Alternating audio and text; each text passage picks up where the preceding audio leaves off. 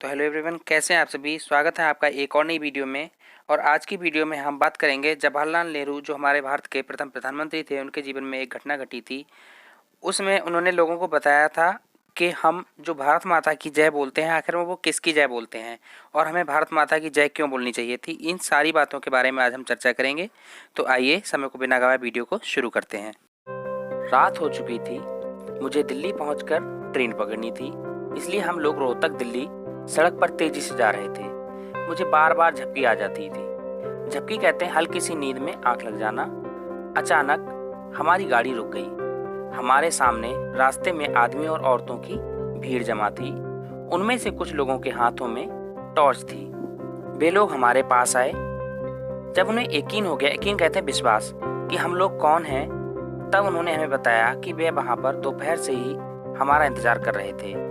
वे लोग हट्टे कट्टे थे। हट्टे कट्टे कहते हैं बहुत तगड़े तंदुरुस्त जाट थे, जिनमें कई लोग छोटे छोटे जमींदार थे। जमींदार कहते हैं जिन लोगों के पास बहुत सारी जमीन हो। उस पुराने समय में जमींदारी प्रथा चलती थी।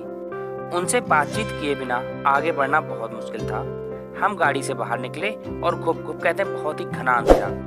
घुप अंधेरे में उन लोगों में शामिल हो गए, मिल गए। वे लोग करीब 1000 रहे होंगे। किसी ने आवाज लगाई, कौमी नारा। कौम, वैसे तो कौम कहते हैं राष्ट्र को, तो राष्ट्रीय नारा। इस पर 1000 लोगों ने जोरदार आवाज में 3 बार जवाब दिया, वंदे मातरम।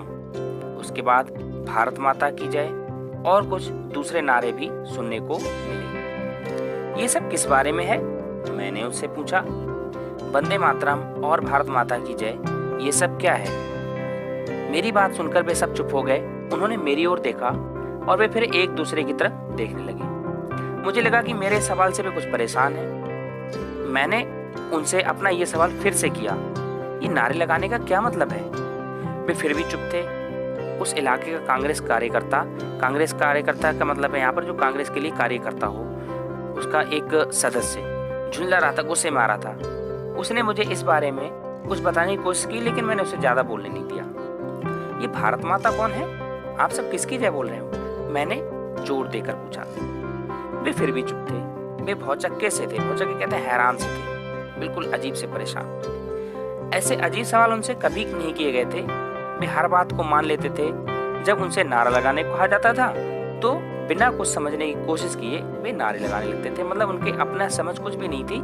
जैसा उनसे कहा जाता था ठीक वैसा ही वे करते थे। अगर कांग्रेस के लोग उनसे जोर से और पूरी ताकत से नारे लगाने को कहें तो वे ऐसा क्यों ना करें। ये नारा एक अच्छा जरिया था। जरिया कहते हैं साधन। इससे उनके अंदर एक जोश पैदा होता था और शायद इससे उनके विरोधियों में घबराहट अर्थात डर पैदा होता था। मैं फिर भी अपने सवाल पर अड़ा रहा। मतलब मैंने सवाल नहीं बदला, मैंने फिर भी उससे सवाल पूछा। तब एक आदमी ने बड़ी हिम्मत बांधकर कहा कि भारत माता का मतलब धरती है। उस किसान का इशारा जमीन की तरफ था, जो उसकी असली माँ और सहारा होती है। फिर मैंने पूछा, कौन सी धरती। वह धरती जो तुम्हारे गांव की है, पंजाब की है, या सारी दुनिया की धरती। वे मेरे इस तरह घुमा घुमा कर पूछे गए सवालों से चकरा गए और कुछ परेशानी जैसी महसूस करने लगे। और उसके बाद कई लोग एक साथ बोल उठे कि इसके बारे में मैं उन्हें कुछ बताऊं। उन्होंने मुझसे रिक्वेस्ट की मैं उन्हें इसके बारे में कुछ बताऊं। वे कुछ भी नहीं जानते थे और हर बात को समझना चाहते थे। मैंने उन्हें बताया कि भारत पहले क्या था। मैंने उन्हें हिंदुस्तान के बारे में बताया कि वह दूर दूर तक उत्तर में कश्मीर और हिमालय से लेकर दक्षिण में श्रीलंका तक फैला हुआ है। इसमें कई बड़े बड़े राज्य हैं। इस लंबे चौड़े मुल्क कहते हैं देश को। इस लंबे चौड़े मुल्क अर्थात देश में उन जैसे लाखों किसान हैं। उनके सामने भी वही सवाल, वही मुश्किलें, भारी गरीबी, दुख और तकलीफें हैं जो आप लोगों के सामने हैं। ये लंबा चौड़ा मुल्क, जैसे मैंने बताया, मुल्क का मीनिंग देश होता है। इसमें रहने वालों के लिए हिंदुस्तान है, भारत माता है।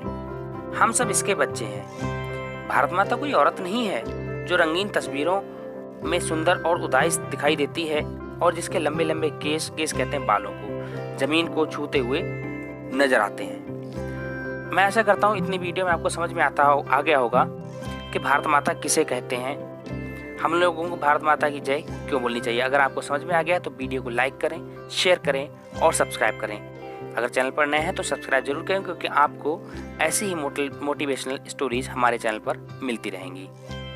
तो चलिए आगे चलते हैं। भारत माता की जय। हम किसकी जय पुकारते हैं?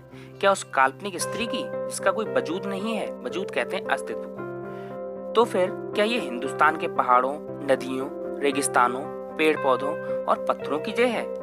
नहीं, उन्होंने जवाब दिया, लेकिन वे कोई ठीक जवाब नहीं दे सके।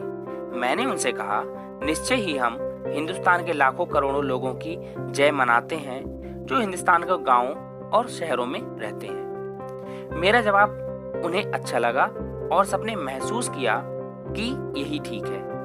मैंने आगे कहा, ये लोग कौन हैं? बेशक कहते हैं जिस पर शक ना किया जा सके। आप और आप जैसे बहुत से लोग हैं, और इसलिए जब आप भारत माता की जय का नारा लगाते हैं तब आप अपनी और इस सारे हिंदुस्तान में बसने वाले भाइयों और बहनों की जय का नारा लगाते हैं। याद रखिए कि आप भारत माता हैं और ये जय आपकी जय है। वे बड़े ध्यान से ये बातें सुन रहे थे और ऐसा लग रहा था कि जैसे उन किसानों के भोले भाले जहन कहते हैं दिमाग में, या कह सकते हैं मन में कोई रोशनी सी उतर रही है। हृदय भी कह सकते हैं जहन को। उनके लिए आश्चर्य अर्थात हैरानी की बात थी कि जो नारा वे अब तक लगाते चले आ रहे थे वह उन्हीं के बारे में था। ये जय उन्हीं की जय थी। अब आइए हम सब मिलकर एक बार फिर से ये नारा एक दूसरे की शुभकामना करते हुए लगाएं, भारत माता की जय। अगर आपको ये वीडियो बहुत अच्छी लगी है तो आप कमेंट में भारत माता की जय जरूर लिखें। चैनल पर नए हैं तो चैनल को लाइक करें, शेयर करें और सब्सक्राइब करें, क्योंकि हम आपके लिए ऐसी ही मोटिवेशनल स्टोरीज लाते रहते हैं। तो आज की वीडियो में हमने सीखा कि हमें भारत माता की जय क्यों करनी चाहिए, भारत माता की जय का असली मकसद क्या है।